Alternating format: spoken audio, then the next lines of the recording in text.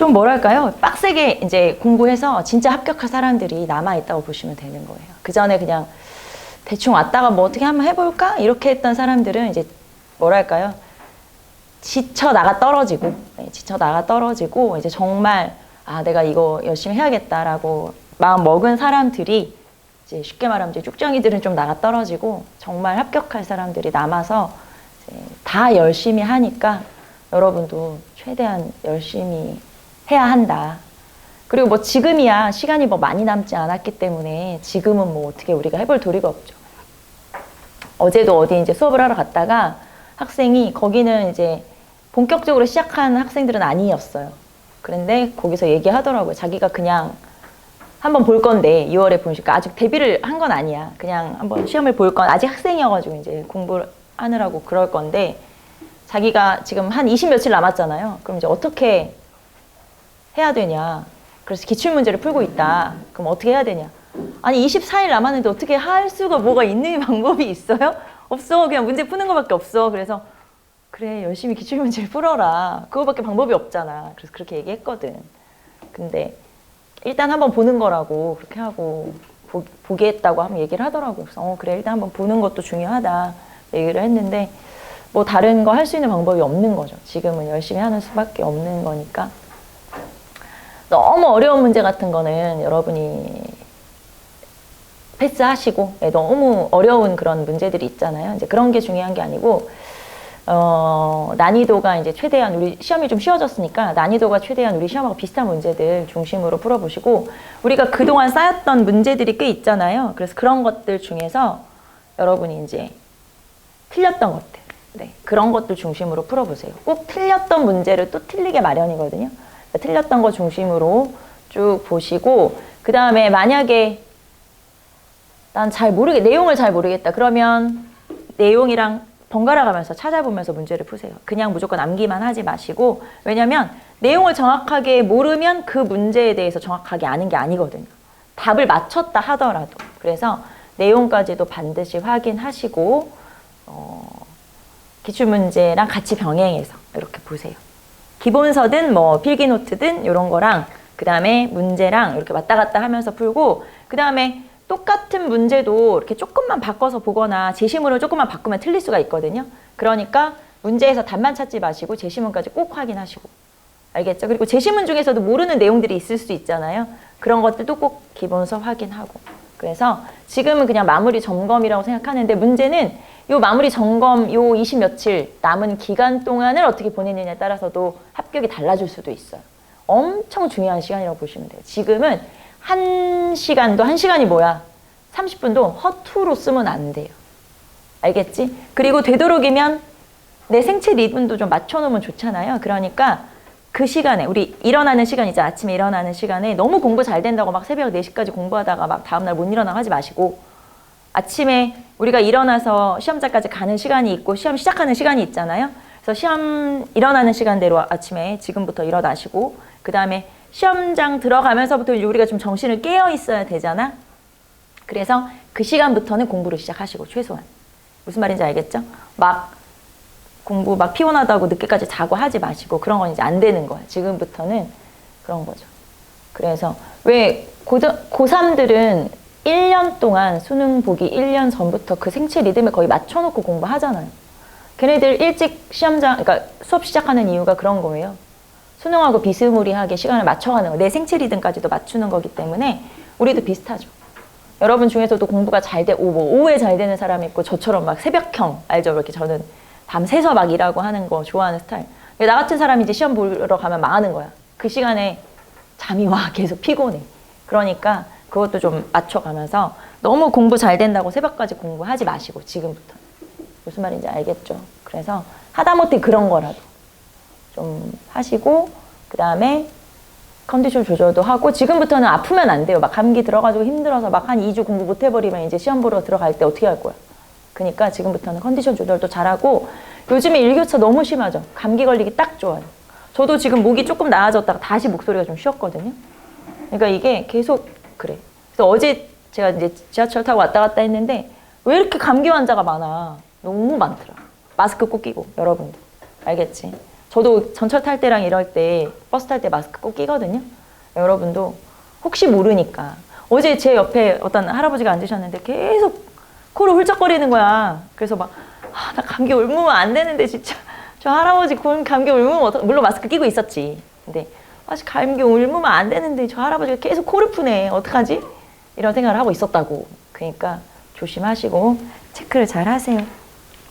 자, 우리는 11번부터 이제 보도록 할게요. 11번.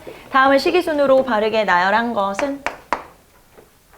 자, 서유구가 농촌 생활에 필요한 것들을 종합하여 임원경제지를 서술하였다. 자, 임원경제지는 농촌 백과사전. 네, 서유구의 임원경제지는 농촌 백과사전이라고 볼 수 있고, 이거는 19세기라고 알아두시면 돼요. 그리고 이 서유구가 임원경제지에서 주장한 게 있어요. 왜 우리가 뭐 한전제, 균전제, 여전제 이런 거 주장했잖아요. 학자들이. 그런 것처럼 서유구는 둔전제. 그래서 국가에서 이제 비어있는 뭐 황무지나 이런 땅들을 이용해서 협동농장, 공동농장 같은 걸 만들어야 된다. 그래서 그런 것 등을 통해서 이제 나중에 농민에게 분양하고 해야 된다. 이런 식의 주장을 하게 돼요. 그래서 둔전제, 둔전론 이런 거를 제시하게 되면 서유구다. 이렇게 보시면 돼요. 자, 그리고 19세기라는 거 알아두시고 니은, 정, 초, 변효문 등이 우리 풍토에 맞는 농법을 정리한 농사직서를 편찬했다. 자, 농사직설은 제가 따로 안 써도 되겠죠? 세종. 그리고 농사직설은 최초의 농서이기도 해요. 최초의 농서. 그 다음에 농사직설 같은 경우는 그런 거죠. 여러 지역의 농민들의 경험을 모아서 만들었다. 이런 것도 떠올려 보시고. 자, 그 다음에 디귿. 신속이 기존의 농서들을 모아 농가집성을 편찬했다. 자, 농가집성, 신속, 효종. 여러분이 효종까지 기억하기 힘들면 그냥 17세기. 농가집성, 효종. 자, 그리고 이 농가집성이라고 하는 책은 이양법의 보급에 기여하기도 하죠. 이양법의 보급에 기여하기도 한다. 이 농가집성이라는 게 사실은 그 전에 만들어졌던 농사직설,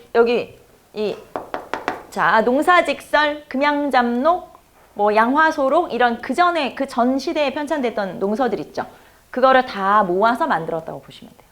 그래서 모아서 만들고 보완하고 했던 게 농가집성이고, 특히 여기서는 이양법을 소개를 하게 되고 이양법의 보급이 되는데 기여했던 책이다. 이렇게 알아두시면 되고, 자, 강희맹이 경기 지역의 농사 경험을 토대로 금양잡록을 편찬하였다. 자, 강희맹의 금양잡록은 성종 때. 자, 그리고 금양잡록 같은 경우는 금양, 지금으로 하면 시흥쯤 된대죠. 과천, 시흥, 그 지역쯤. 그래서 그 지역에서 직접 농사를 지어본 경험을 토대로 만든 거예요. 그래서 굉장히 잘 지어진 책이기 때문에 나중에 또 농사직설이랑 합본으로 편찬되기도 하죠. 그게 바로 강희맹의 금양잡록이다. 자, 그러면 이렇게 순서대로 해라 라고 했어요. 제일 먼저 세종, 니은, 농사직설. 그 다음에 성종 때 금양잡록. 조선 후기, 17세기니까 이제 중기에서 후기로 넘어가는 시기죠. 여기가 디귿. 그 다음에 19세기가 기역. 이렇게 순서대로 찾으면 되죠. 니은, 리을, 디귿, 기역은 3번이네. 3번 체크하시면 되고, 자, 그러면 여기에는 빠져 있지만 농서, 혹시 농서의 순서라든가 이런 걸 물어볼 수 있기 때문에 농서 중에서 여기에 지금 4개, 요 4개에는 빠져 있어요. 하지만 나올 만한 것들 조금 체크를 해보면, 자, 색경. 박세당의 색경이 있어요. 이 박세당이라는 사람이 여러분 누군지 기억나요? 박세당이랑 윤휴가 주자학, 그러니까 성리학을 비판했다가 나중에 사문난적으로 몰리게 된 그 사람, 박세당, 윤휴. 예, 그 중에 한 명이 박세당이에요. 그래서 색경이라고 하는 책이 있고, 여기서는 뭐 과수, 원예, 양잠, 축산 이런 것 등을 소개했어요. 과수라든가 양잠이라든가 뭐 축산이라든가 이런 것들을 소개한 책이고, 자, 그 다음에 해동농서. 해동농서는 서호수. 서호수의 해동농서. 자, 이거는 우리 농학을 기반으로 해서 중국 농학을 수용해서 농학을 체계화한. 그리고 이 서호수가 서유구의 아버지예요. 서호수의 아들이 서유구야. 그러니까 여기는 정조, 그 다음에 박세당은 숙종 때. 그래서 서호수, 서유구 이런 식으로 이어지는 거죠. 아들, 아버지, 아들 이렇게 이어지는 거예요. 그래서 이런 농업과 관련된 책들을 썼다. 그래서 혹시 이제 색경이나 해동농서도 만약에 순서를 물어보라 한다면 이제 이 시기 한번 체크해 두시면 되겠죠. 정답은 3번. 자, 그 다음에 12번. 다음 주장을 한 실학자에 대한 설명으로 옳은 것은 진실로 토지의 소유를 제한하는 법령을 세워 어느 해 어느 달 이후로는 제한된 면적을 초과해 소유한 자는 더는 토지를 점하지 못한다. 이 법령이 시행되기 전부터 소유한 것에 대해서는 아무리 광대한 면적이라 해도 불문에 붙인다. 자손에게 분급해 주는 것은 허락한다. 만약에 사실대로 구하지 않고 숨기거나 법령을 공포한 이후에 제한을 넘어 더 점한 자는 백성이 적발하면 백성에게 주고 관에서 적발하면 몰수한다. 라고 하면 수십 년이 못 가서 전국의 토지는 균등하게 될 것입니다. 자, 첫 번째 줄에 토지 소유를 제한을 하는데 두 번째 줄에 면적을 초과해 소유한 자는 더 소유하지 못하게 한다. 그러니까 최대한의 어떤 상한선을 정해두고 그 이상은 못 가지게 하자.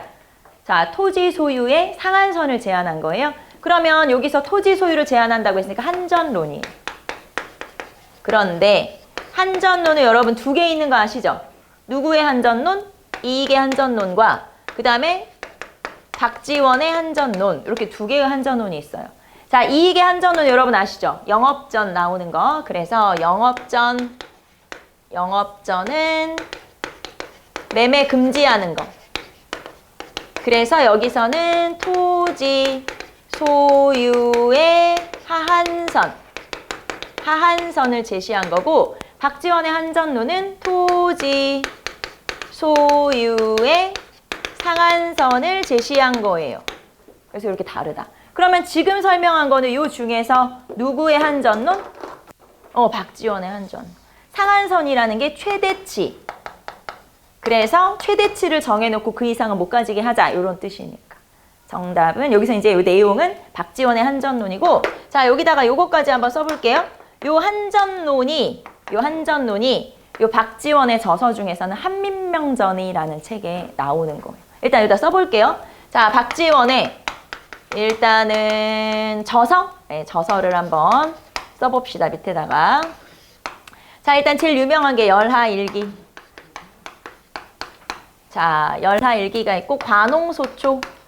요 관홍소초에서는 이제 농업 기술을 발전시키자라고 하면서 요 관홍소초의 부록으로 나온 책이 같이 이제 나와 있는 책이 한민명전이라고 하는 책이고, 요 한민명전이에서 요 한전론을 제시하게 되죠.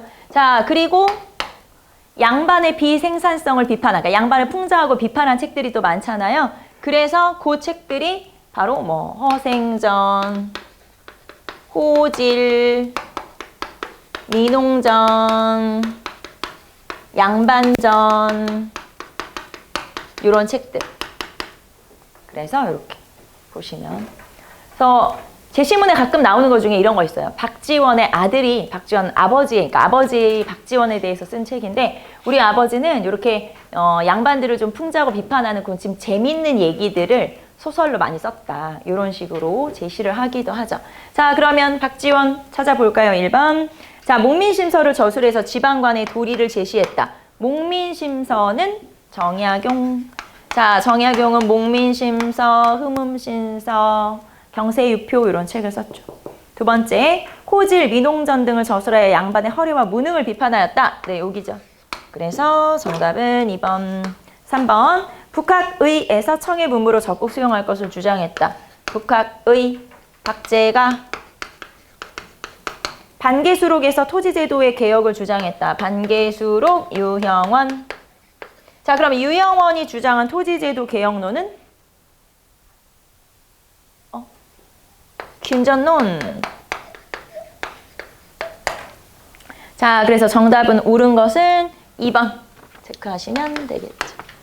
자, 13번 봅시다. 다음 사건에 대한 설명으로 옳은 것은 아시아 함대 사령관 로저스 제독이 군함을 이끌고 강화도에 상륙해서 덕진진을 점령하고 광성보를 공격했다. 어제연이 이끄는 조선의 수비대는 광성보에서 격렬하게 상전했으나 결국 패배했다. 광성보를 점령한 외국 부대는 조선 정부의 통상을 요구했으나 조선 정부가 협상에 응하지 않고 맞서자 철수했다. 여기서 말하는 외국 부대는 뭘까요? 어느 나라 부대야? 미쿡이겠지. 미쿡 당연히. 자, 그래서 여기서는 신미양요 체크하시면 되고, 자, 여기다 써야지. 신미양요 1871년이고요. 자, 그러면 요 신미양요에서 누가 싸웠냐? 어제연이 싸웠죠. 광성보에서. 하지만 어제연의 군대는 한 200~300명 정도 됐는데 싹 전멸이에요. 네, 전멸. 하지만 우리가 강력하게 저항했고 미국은 우리나라를 정말 우습게 보고 쳐들어왔어요. 에이, 뭐 설마 이것들이 뭐 어떻게 하겠어? 근데 너무 강렬하게 저항하는 걸 보고 깜짝 놀란 거예요. 그래서 그냥 나갔죠. 쉽게 말하면. 그러니까 이겼다 졌다를 사실 판단하기 좀 어려운 거고 그냥 저항을 많이 하네. 그래. 그러면서 그냥 나간 거야. 철수를 한 거지. 그래서 주변 섬으로 이제 옮겨서 그 주변에서 있게 되는데 어쨌든 어제연의 광성보 전투에서 뭐라고 표현해야 돼? 승리라고 표현하기 좀 그렇지만 어쨌든 막아냈다라는 게 중요하죠. 자, 그러면 여기에서는 우리가 요 흥선대원군 시기의 대외 정책에 대해서 정리하시면 되겠죠? 그래서 순서대로 한번 써볼까요? 자, 병인, 박해.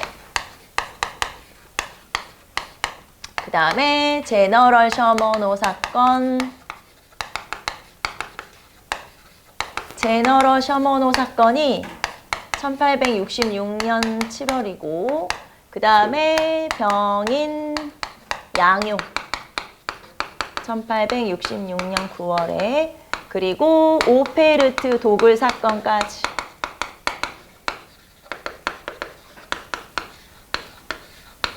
그리고 척화비 이렇게 순서대로 체크하시면 되겠죠. 병인 박해, 그 다음에 제너럴 셔먼호 사건, 병인 양요, 오페르트 도굴 사건, 신미양요 척화비 이렇게 순서대로 체크하시면 되고 자, 그러면 1번 전국 곳곳에 척화비가 세워지는 계기가 되었다. 자, 척화비가 세워지는 계기가 되죠. 정답은 1번이고 척화비는 1871년에 세워지게 되는데 이 척화비의 맨 마지막 구절이 뭐라고 써있냐면 척화비 그 안에 이제 막 여러 가지 글자가 써있고 맨 마지막에 병인작 신미립이라고 써있어요. 병인작이라는 건 병인양요 직후에 제작, 신미양요 직후에 건립, 건립은 세웠다는 뜻이죠. 그러니까 만들기는 병인양요 직후부터 만들기 시작해서 세운 거는 신미양요 끝나고 나서 이제 우리가 2번 무찔렀다라고 본 거죠. 그래서 이렇게 각 지역에 세웠다라고 하는 거예요. 그래서 신미양요 뒤라고 생각하시면 되죠. 세운 거니까. 자, 그 다음에 2번 외교장각에 보관된 도서가 약탈되었다. 외교장각 도서가 약탈된 사건은 병인 양요. 프랑스가 쳐들어와서 병인 양요죠. 프랑스에 여기 지금 로저스 제독이라고 첫 번째 줄에 나와 있죠. 프랑스는 로즈 제독. 그래서 이것만 보더라도 요거는 이 제시문은 지금 미국. 그 다음에 로즈 제독이 나왔고 그 다음에 뭐 양헌수, 한성근 이런 사람의 이름이 나오면 병인 양요. 제시문에서. 자, 그 다음에 3번 오페르트 도굴 사건의 계기가 되었다. 오페르트 도굴 사건은 1868년이잖아요. 신미양요 전이니까 상관없고 강화도 조약의 계기가 되었다. 강화도 조약의 계기가 된 건 운용호 사건이잖아요. 그래서 1875년에 있었던 사건. 그러므로 정답은 1번 체크하시면 되죠. 자, 그 다음에 14번 볼게요. 다음 자료가 발표된 이후에 추진된 개혁으로 옳은 것을 모두 고르면 자, 이제부터 다른 나라에 의지하지 않으면 국군을 융성하게 하고 자주독립의 터전을 공고하게 할 것입니다. 그 방도로 생각건대 혹시라도 낡은 틀에 얽매이지 말고 안일한 생활에 빠지지 않아 우리 조종의 큰 계책을 따르고 세상 형편을 살핌으로써 내정을 개혁하여 오랜 패단을 바로잡는 것입니다. 이에 14조목의 큰 규범을 우리 조정의 신령 앞에 서고합니다. 자, 일단 여기서 여러분 두 가지 14조목 그 다음에 서고한다 이런 표현이 나와 있죠. 이 서고는 뭐라고 표현해야 될까? 바친다라고 해야 되나요? 그러니까 우리 조상들한테 우리가 지금 이렇게 자주독립 국가가 됐습니다 라는 걸 조상들에게 고한 거예요. 서고라는 게 그런 거거든요. 조상에게 고했다. 그러니까 고종이 문무백관을 거느리고 종묘, 조상한테 고하려면 이제 조상의 사당으로 가야 되는 거잖아요. 그러면 왕들의, 역대 왕들의 위패가 모셔져 있는 사당이 어디냐? 종묘예요. 또 종묘로 가. 그래서 제사를 지낸 거야. 그러면서 뭐라고 했냐면 우리가 지금 자주독립 국가가 됐다는 걸 신고합니다. 이런 뜻이에요. 서고라는 건 이제 그런 뜻이고, 그래서 2차 가보개혁이 실시되면서 1894년 12월에 2차 가보개혁이 실시가 되면서 고종이 아까 문무백관을 거느리고 나가서 종묘에 신고했다고 했잖아요. 그러면서 발표한 문서가 이거거든요. 지금 요 문서. 요게 독립서고문. 그러니까 독립선언문 같은 거예요. 예전으로 하면. 근데 물론 뭐 여기서 뭐 독립이라는 게 일제시대를 극복하고 독립했다는 뜻이 아니고 그냥 우리가 자주독립 국가다라는 걸 선포했다라는 뜻이고, 그게 바로 독립서고문. 자, 이 독립서고문에서 언급된 14개조 조목이라는 건 뭘까요? 이게 바로 홍범 14조라고 하는 거죠. 2차 가보개혁이 시작할 때 홍범 14조 반포하고 시작했잖아요. 그래서 여기서는 지금 홍범 14조를 반포한다라는 뜻이고, 홍범 14조는 헌법이라고 생각하시면 되죠. 그 전에 홍범 14조가 반포되기 전에는 경국대전 체제였다고 보시면 되는데, 홍범 14조가 헌법, 새로 만들어진 헌법이니까 이제 경국대전 체제는 무너졌다고 보시면 돼요. 그 전까지는 조선은 경국대전이니까. 그래서 어쨌든 홍범 14조고, 홍범 14조가 1894년 12월에 발표된 거고, 요 이후의 개혁은 무슨 개혁이에요? 2차 가보개혁인 거예요. 그래서 여기서 자, 다음 자료가 발표된 이후에 추진된 개혁을 골라라. 몇 차 가보개혁 골라라? 2차 가보개혁 골라라. 그런 내용이죠.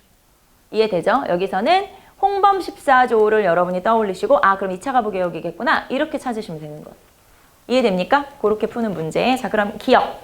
과부제가를 허용하고 도량형을 통일했다. 자, 과부제가 허용, 뭐 조혼 금지, 이런 거는 언제? 1차 가보개혁. 자, 그 다음에 교육입국 조서를 반포했다. 자, 교육입국 조서를 반포한 게 1895년 2월이거든요.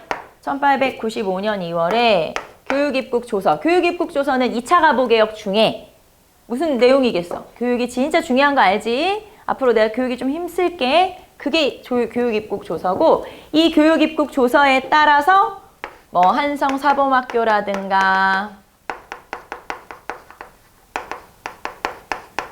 그 다음에 뭐 여러 가지 학교들, 외국어 학교, 무슨 뭐 소학교 이런 것들이 만들어졌다고 했는데, 한성사범학교가 1895년에 만들어졌어요. 요 교육입국 조서 반포한 뒤에 만들어진 거죠. 그래서 그러면은 1895년 2월이면 언제냐? 2차 가보개혁이에요. 그래서 여기도 맞고. 자, 그 다음에 디귿. 전국의 8도를 23부 337군으로 만들었다. 2차 가보개혁. 알겠지? 23부 체제로 바꿨다. 이게 바로 2차 가보개혁. 그래서 기역과 디귿이 다 2차 가보개혁이다. 그 다음에 리을. 신식화폐 발행 장정을 반포하고 은본위 화폐제도를 확립하였다. 은본위 화폐제도 확립은 1차잖아. 그래서 기역과 디귿이 2차 가보개혁. 기역과 디귿이 2번. 이렇게 찾으시면 되겠죠? 그래서 결국 물어보는 건 2차 가보개혁 내용이 뭐냐 이렇게 물어보는 거고, 여기서는 여러분이 홍범 14조, 그 다음에 독립서고문 이런 것들이 2차 가보개혁이겠구나. 자, 그리고 이 홍범 14조 같은 경우는 내용을 좀 봐둬야 돼요. 지금 여기 내용이 나와 있지는 않지만 내용을 좀 봐둘 필요가 있다라는 거 여러분 알아두시면 되겠죠.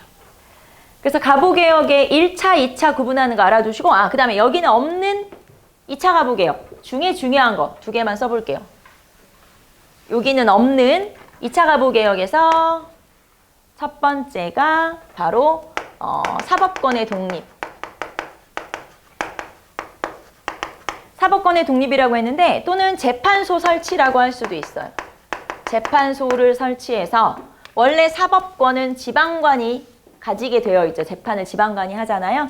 그래서 재판소를 설치하면서 이제 지방관은 재판을 못하게, 재판소에서 재판하게 만들었고, 그러면 지방관의 권한이 원래는 사법, 행정, 군사까지 다 가지고 있었는데 이렇게 근대 개혁을 하면서 사법, 군사 다 빠져요. 그러면 지방관은 행정만 할 수밖에 없잖아요. 그럼 지방관의 권한이 어떻게 된 거예요? 줄어들었지. 그거예요. 지방관의 권한 축소.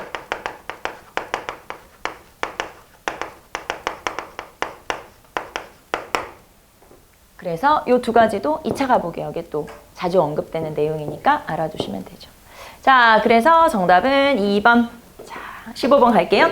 자, 밑줄 친 이 신문에 대한 설명으로 옳은 것은 신문으로는 여러 가지 신문이 있으나 제일 환영받기로는 영국인 베델이 경영하는 이 신문이었다. 관쓴 노인도 사랑방에서 앉아서 이 신문을 보면서 혀를 툭툭하고 각 학교 학생들은 주먹을 치고 통론하였다. 그래서 이 신문이라는 건 영국인 베델이 만들었다고 했죠? 대한매일신보.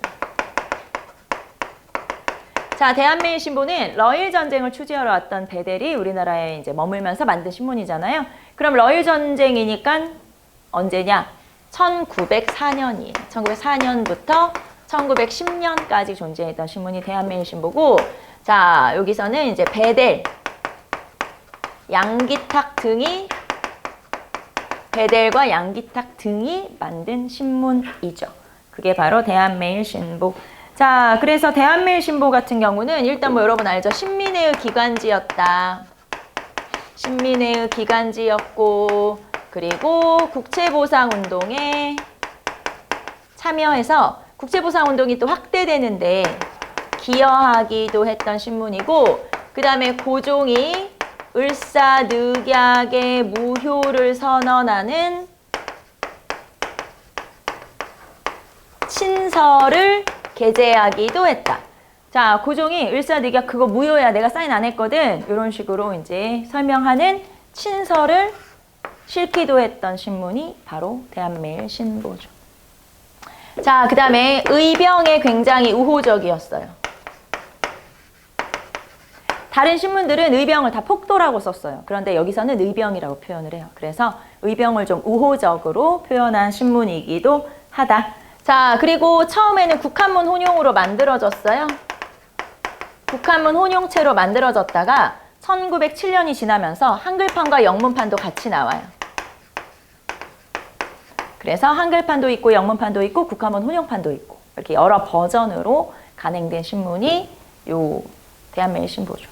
그런데 1910년에 국권이 피탈되면서 총독부에서 이 신문을 압수해서 앞에 대한이라고 하는 이름을 떼버리고 매일신보라는 이름으로 총독부 기관지로 사용해서 총독부가 없어질 때까지 쭉, 그러니까 일제시대 전반이죠.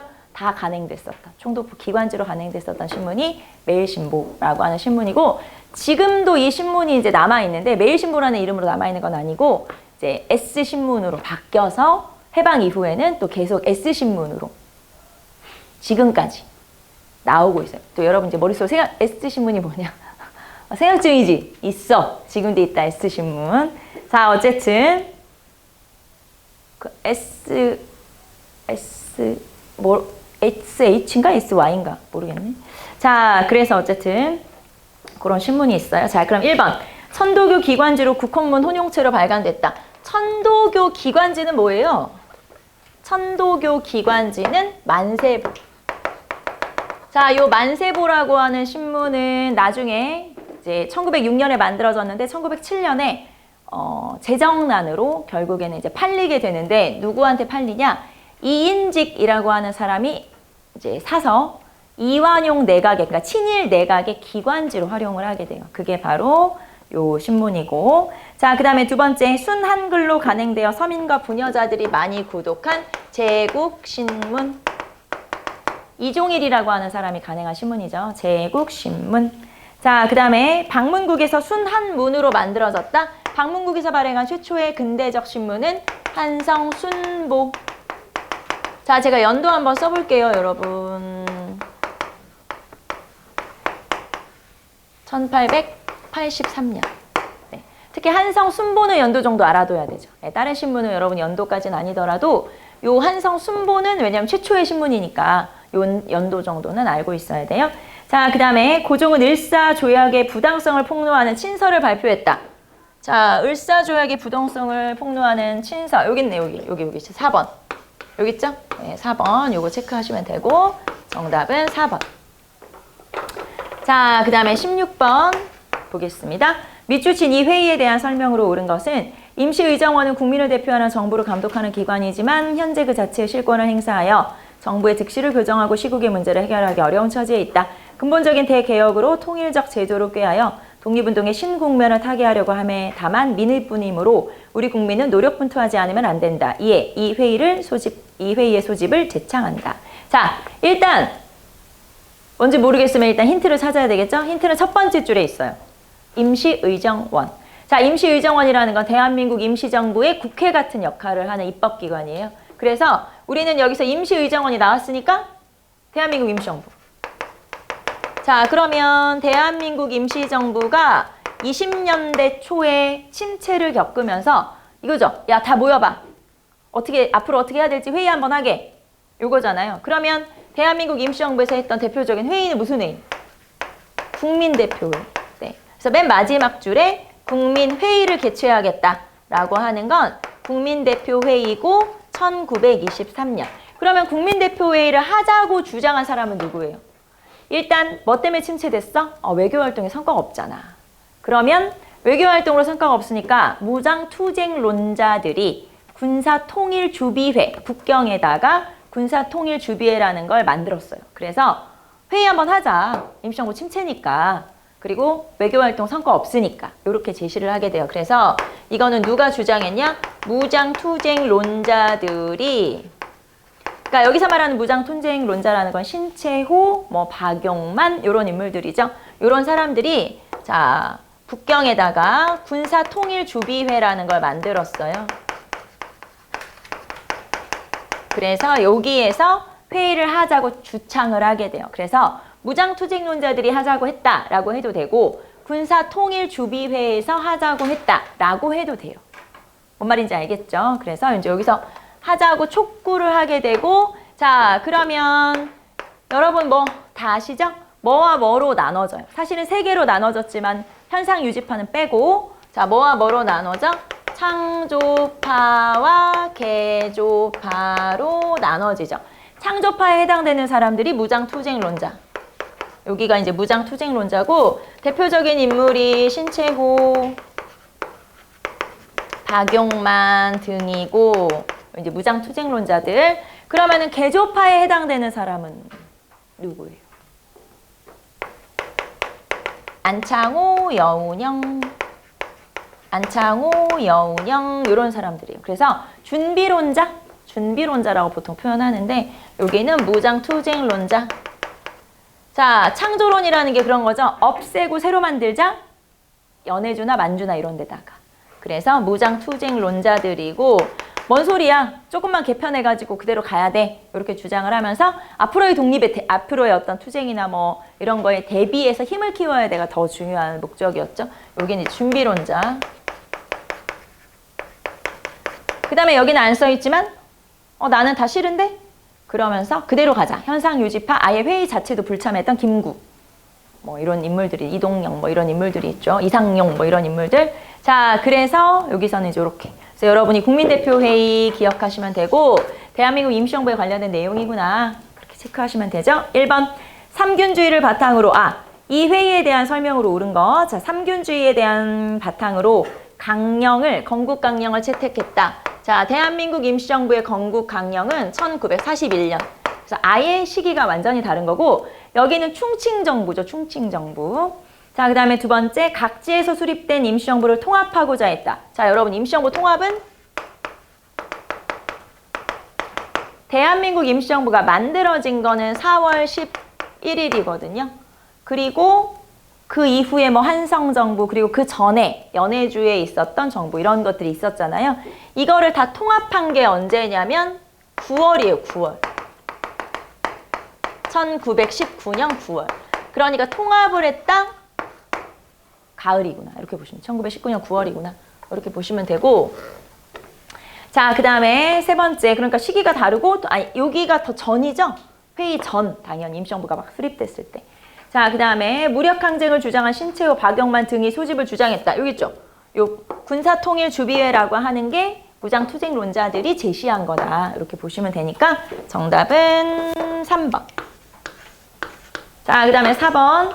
회의 결렬 직후에 주석제를 내용으로 하는 개헌이 통과되었다. 자, 회의가 1923년이고, 자, 여기다가 써볼게요. 1925년에 이승만 탄핵이에요. 자, 바로 직후라고 하기도 좀 그렇죠. 23년, 25년이니까 어쨌든 이승만 탄핵. 그 다음에 이대 대통령,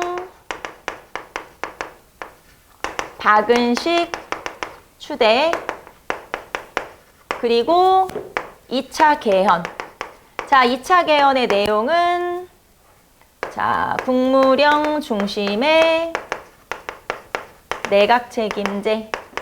국무령 중심의 내각 책임제. 그래서 주석제 아니죠. 주석제는 여러분 몇 차 개헌이? 4차. 주석 부주석제는 몇 차? 5차. 그렇게 기억하면 되고요. 아, 그러면 4차 개헌은 몇 년? 우리는 시기가 중요하니까 4차는 1940. 자, 5차는 1943. 이렇게 체크하시면 되겠죠. 1944. 알겠지? 이렇게. 기억남? 응? 기억나지? 그래. 자, 그래서 정답은 3번. 체크하시면 되겠죠. 17번 볼게요. 자, 다음과 관련된 민족운동에 대한 설명으로 옳은 것은 자, 민중의 보편적 지식은 보통교육으로 능히 수여할 수 있으나 심원한 지식과 심오한 학리는 고등교육에 기대하지 않으면 불가할 것을 설명할 필요도 없거니와 사회 최고의 비판을 구하여 유능한 인물을 양성하려면 최고학부의 존재가 가장 필요하다. 두 번째 줄에 고등교육, 네 번째 줄에 최고학부. 자, 그래서 여기에서는 자, 고등교육이라는 게 여러분 고등학교 아니에요? 대학이에요, 대학. 알겠지? 고등교육이 대학이야. 최고학부가 뭐예요? 대학. 여기선 대학. 그래서 뭘 만들자? 대학을 만들자. 자, 2차 조선 교육령이 발표됐어요. 1922년에. 여기서 대학 교육을 허용해 주겠다. 요 규정이 있었어요. 그런데 문제는 대학 교육을 시켜줄게는 발표했는데 대학은 없었어. 뭔 소리야. 그래서 그럼 우리가 대학 만들게 밀립대학 설립운동을 전개하게 되죠. 자, 요것 때문에 밀립대학 설립운동을 전개하게 돼요. 1920년대 초. 자, 그러면 밀립대학 설립운동 한번 쭉 봅시다. 일단 이 밀립대학 설립운동은 조선 밀립대학 설립 조선 밀립대학 기성준비회. 자, 기성준비회라는 게 만들어졌어요. 1922년에. 자, 조선 밀립대학 기성준비회가 만들어졌고 이게 조선교육회라는 단체가 중심이 됐어요. 그래서 뭐 이상제라든가 이런 사람들이 참여하게 되고 자, 여기는 밀립대학 기성준비회죠. 자, 이제 또 하나의 단체가 나오는데 조선 밀립대학 기성회가 만들어졌어요. 1923년부터. 그러니까 뭐 기성준비회나 기성회나 뭐 다 비슷비슷한 건데 일단 이름이 이렇게 되니까. 그래서 여기에서 이제 총회를 열고 모금운동을 전개하게 돼요. 자, 모금운동은 1000만원 모금운동. 그래서 여기에서 구호가 이거죠. 한민족 1천만 한 사람 1원씩. 한민족 1천만이 한 사람 1원씩 내면 1000만원이니까 이걸로 대학 만들자. 이런 구호를 가지고 운동을 전개했으나 자, 결론. 일제의 방해 그리고 자연재해로 실패. 결국에는 일본이 방해해서 실패를 했지만 그 대신에 일본이 그래도 하도 우리가 이제 요구하는 게 크니까 경성제국대학을 하나 만들어주죠.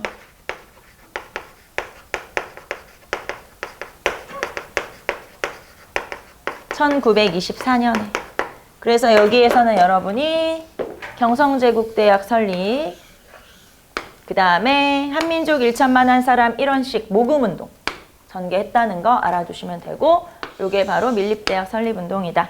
자, 그럼 1번. 사회주의자들로부터 비판을 받았다. 여러분, 사회주의자들로부터 비판을 받은 건 물산장려운동이죠. 그래서 여기서는 물산장려운동에 대한 설명이에요. 두 번째, 이후에 일제가 경성제국대학을 설립하였다. 네, 요거죠, 여기. 일제가 경성제국대학을 설립했다. 2번이 정답. 경성제국대학에서는 연도 한번 체크해 주세요. 1924년. 3번, 민족연합전선단체인 신간의 후원을 받았다. 자, 신간회는 몇 년도에 만들어지죠? 27년. 요거는 20년대 초. 지원해 줄 수가 없어. 3번, 4번, 분화로드 운동과 함께 전개되었다. 자, 동아일보가 주도했던 문맹퇴치운동이 분화로드 운동인데, 분화로드 운동은 1931년에서 1934년. 요것도 함께 있을 수는 없죠. 시기가 다르니까. 정답은 2번. 자, 18번. 다음에 제시된 인물에 대한 설명으로 옳은 것은, 자, 1918년 대한독립선언을 발표에 참여했다. 이 대한독립선언이 만주 길림에서 있었던 무호독립선언이에요. 그래서 무호독립선언서에 참여하게 되고, 자, 그 다음에 1919년 대한민국 임시정부의 국무위원, 대한민국 임시정부에서 활동했던 사람이고, 자, 상하이에서 이동영 등과 한국독립당을 결성했고, 여기서 말하는 한국독립당은 상하이에서 만든 한국독립당이죠. 그래서 여기서 나오는 한국독립당, 한국독립군 그거랑 상관없는, 우리가 맨날 한국독립당, 한국독립군이 있고 왜 조선혁명군이 있잖아요. 그 한족연합당, 그거는 만주에서 활동했던 거고, 이거는 상하이에서 따로 만든 거고, 따로야. 다른 거예요. 자, 그 다음에 44년에 대한민국 임시정부의 외무부장을 담당했고, 그리고 1950년 제2대 국회의원의 최다 득표에 당선됐다. 자, 여기서 여러분이 알 수 있을 만한 건 맨 마지막 거. 요거밖에 없어요. 여기서. 누구냐? 근데 이름을 들으면 알아. 근데 여기선 헷갈릴 수 있지. 누구냐면 조소왕이, 조소왕 같은 경우는 거기 지금 대한독립선언 발표에 참여했다라고 나왔잖아요. 자, 대한독립선언서를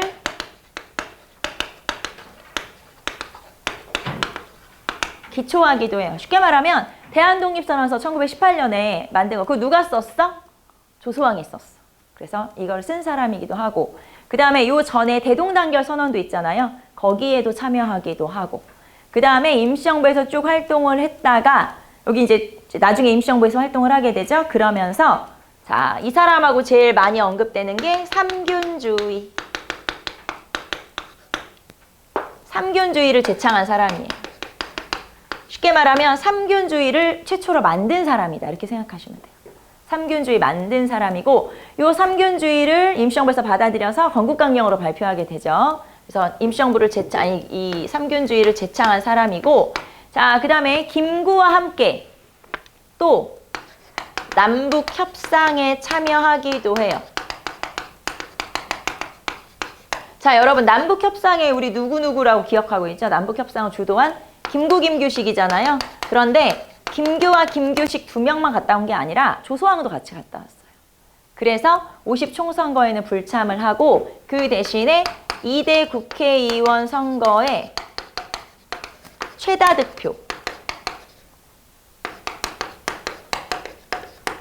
득표로 당선된 거죠. 그래서 여기에서는 이 내용 정도 알아두시고, 그 다음에 삼균주의가 제일 중요하겠죠. 그리고 대한독립선언서 1918년에 이거를 기초라는 걸 이제 썼다. 이런 뜻이에요. 썼다. 기초는 이제 쉽게 말하면 바탕을 썼다. 이런 얘기겠죠. 그래서 작성했다. 이런 내용이나 마찬가지예요. 자, 그러면 1번 삼균주의를 제창했다. 1번이죠 뭐. 1번이 정답. 자, 그럼 나머지 남조선 과도정부의 민정장관을 역임했다. 자, 남조선 과도정부의 민정장관 또는 남조선 과도입법의원회 의장, 이런 거 많이 물어보잖아요. 남조선 과도정부의 민정장관은 안재홍. 자, 그 다음에 조선건국동맹을 결성했다. 조선건국동맹, 조선건국준비위원회, 좌우합작운동에 참여했던 여운형. 그 다음에 흥사단을 창립했다. 안창호. 이렇게 체크하시면 되겠죠. 정답은 1번.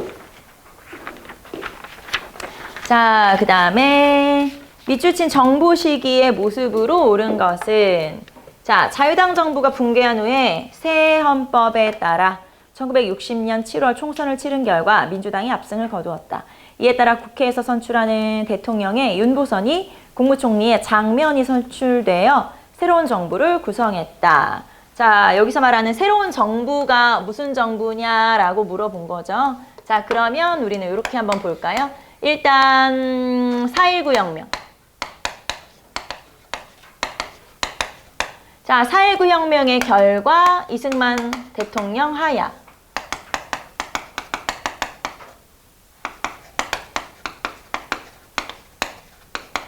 이승만 대통령이 물러났어요. 그리고 나서 뭐가 세워지죠?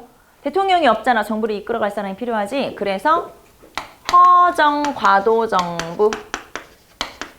그리고 허정과도정부에서 개헌을 통과시켜요. 3차 개헌. 자, 그럼 이 개헌의 내용은 뭘까요? 내각 책임제와 양원제가 내용이죠. 내각 책임제, 양원제. 자, 이게 내용이에요. 그래서 선거를 새로 치렀어. 그래서 민주당이 압승을 한 거예요. 그리고 나서 대통령에는 윤보선, 국무총리에는 장면을 이제 선출했지. 그래서 뭐가 된 거예요? 장면 내각이 수립된 거예요. 장면 내각은 1960년 8월부터 1961년 5월 16일까지. 여러분, 5월 16일 날 무슨 사건이 일어났을까요? 5.16 군사정변이 일어났지. 그래서 5.16 군사정변으로 무너진. 그래서 거의 한 몇 개월이 한 8, 9개월? 요 정도만 있었던 그런 정부라고 볼 수 있죠. 요게 바로 장면 내각. 자, 그러면 우리는 지금 여기서 새로운 정부라고 얘기했으니까 장면 내각을 물어본 거고, 여기에서 만약에 금방 요 제시문에서 첫 번째 줄에 새 헌법에 밑줄이 쳐 있다? 몇 차 개헌? 그럼 3차 개헌. 알겠지? 그럴 수도 있지. 자, 그러면 장면 내각 봅시다. 장면 내각에서는 일단 경제개발 5개년 계획 수립. 여러분, 계획을 수립만 한 거지 실천한 건 아니에요. 수립만 한 거예요. 자, 그 다음에 두 번째, 통일 논의 활성화. 그래서 학생과 혁신 계열에서는 통일 논의가 활성화되었다. 이 정도? 물론 뭐 여러 가지 있는데 그 중에서 좀 많이 언급되는 게 제 경제개발 5개년 계획을 수립만 한 거고, 그 다음에 통일 논의가 활성화됐었다. 이런 것들 알아두시면 되죠. 자, 그러면 제시문으로 가볼게요. 1번, 경제발전을 내세우며 경제개발 5개년 계획을 실시한 거는 1962년부터 66년까지가 1차잖아, 1차. 그래서 박정희 정부. 두 번째, 국민교육헌장이 발표되었다. 국민교육헌장 발표한 건 1968년. 연도를 알아두셔야 돼요. 이거는 68년 박정희 정부. 자, 여당의 비판적인 경향신문을 폐간시켰다. 경향신문 폐간은 이승만 정부죠. 1959년이에요. 그 다음에 부정선거 주모자 처벌을 위한 소급특별법이 제정되었다. 자, 여기서 말하는 부정선거 주모자 처벌을 위한 소급특별법이 4차 개헌이에요. 이게 1960년에 있었죠. 60년 11월에 있었던 개헌이죠. 자, 이게 뭐냐면 부정선거에 참여했던 사람들을 처벌하기 위한 소급특별법 들어봤어요? 그래서 제가 설명할 때 뭐라고 했었냐면 4차 개헌은 이거는 정부 체제를 바꾼 헌법이 아니기 때문에 안 중요해 하고 넘어갔어요. 근데 소급특별법이라는 게 여러분 소급법 뭔지 알죠? 이게 뭐냐면 왜 죄형 법정주의야? 법령주의야? 니들이 더 잘 알잖아. 난 잘 몰라. 그런 거 있잖아. 죄형 법정주의, 뭐 법령주의 있잖아. 그게 뭐냐면 법이 생겨서 그 이후에 잘못한 것에 대해서만 처벌할 수 있어요. 그럼 소급은 뭐냐면 예전에 잘못한 것까지 다 가져와서 처벌한다. 그래서 3.15 부정선거가 일어날 때 그 나쁜 짓 했던 나쁜 놈들 있잖아. 그 사람들을 처벌하기 위해서 옛날 잘못까지 처벌한다? 그게 소급특별법이에요. 그래서 4차 개헌은 우리나라 9번의 개헌 중에서 헌정체제, 그러니까 정치체제를 바꾼 헌법은 아니야. 그래서 중요하진 않아. 하지만 장면 내각이야. 이렇게만 알아두시면 되는 거예요. 알겠죠? 소급특별법이 장면내각이라는 거. 그래서 정답은 4번 체크하시면 되겠죠. 자, 장면내각에서는 그러니까 경제개발 5개년 계획 수립, 그 다음에 통일논의 활성화, 4차 개헌. 4차 개헌은 이제 부정선거 참여자를 처벌하기 위한 법이다. 이렇게 보시면 되겠죠. 자, 정답은 4번이고 20번 볼게요. 자, 가와 나 시기 사이에 있었던 사실로 옳은 것은 가. 남과 북은 쌍방 사이 관계가 나라와 나라 사이 관계가 아닌 통일을 지향하는 과정에서 잠정적으로 형성되는 특수관계라는 것을 인정하고 평화 통일을 성취하기 위한 공동의 노력을 경주할 것을 다짐하면서 다음과 같이 합의하였다. 자, 우리 관계가 잠정적인 특수관계니까 우리 한번 통일을 위해 잘 노력해보자. 남북 기본합의서예요. 남북 기본합의서. 자, 남북 기본합의서는 1991년이고요. 노태우 정부. 자, 시험에는 이 정부가 무슨 정부냐 이렇게 많이 물어보죠. 두 번째, 남과 북은 나라의 통일을 위한 남측의 연합제한과 북측의 낮은 단계 연방 제한이 공통점이 있다는 걸 인정하고 앞으로 이 방향으로 통일을 지향해 나가기로 했다. 자, 그러면 여기는 6.15 남북 공동 선언 2000년 6월이겠죠. 자, 그러면 여기는 김대중 정부. 자, 그래서 김대중 정부의 통일과 관련해서 남북정상회담, 6.15 남북 공동선언 또는 금강산 선박관광 시작 이런 거 나오죠. 체크 한번 해보시면 되고. 자, 그러면은 시기로 하면은 91년 12월에서 2000년 6월까지예요. 1번. 한반도 에너지 개발 기구가 발족했다. 거기 보시면 캐도라고 되어 있죠. 캐도는 1995년에. 자, 그 다음에 경의선 철도 복원 기공식. 경의선 철도 복원 기공식은 남북정상회담에서 논의됐던 걸 실천한 거니까 남북정상회담 이후에. 그래서 2000년 9월. 그 다음에 3번. 최초의 남북 이산가족 상봉이 이루어졌다. 여러분, 이산가족 상봉 최초 1985년. 85년이면은 누구 정부? 전두환 정부. 네, 전두환 정부. 자, 남북조절위원회를 설치했다. 남북조절위원회는 7.4남북 공동성명에서 언급된 거예요. 그러면은 7.4남북 공동성명이 72년이니까 박정희 정부지. 오케이, 오케이? 자, 여기 나오는 제시문들까지 여러분 다 알아둬야 돼요. 그러면 정답은 1번. 캐도. 한반도 에너지 개발기구 캐도. 이 문제도 나머지 알면 풀 수 있죠. 그치? 만약 캐도 연도를 모른다. 그쵸? 하지만 나머지 시기들은 알아야 돼? 그럼 풀 수 있지. 알겠죠? 그래서 우리는 9회 풀었고 잠깐 쉬었다가 여러분이 한 5분만 쉽시다. 그리고 5분 쉬었다가 들어와서 앉아있으면 제가 10회 나눠드리고. 알겠죠? 이렇게 하도록 할게요.